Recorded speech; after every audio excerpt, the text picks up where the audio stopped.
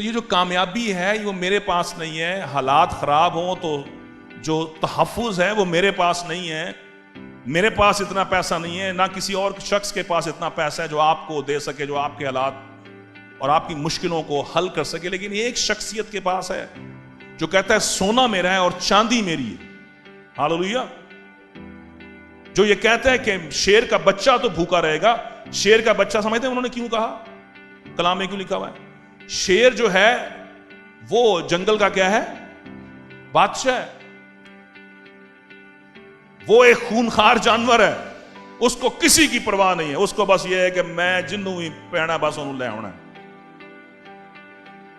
लिखा है कि वो जो खूनी है, वो जो जंगल का बादशाह है, वो तो भूखा रह सकता। अब मैं इसका तर्जुमा कुछ इस तरह करूंगा तशरीहन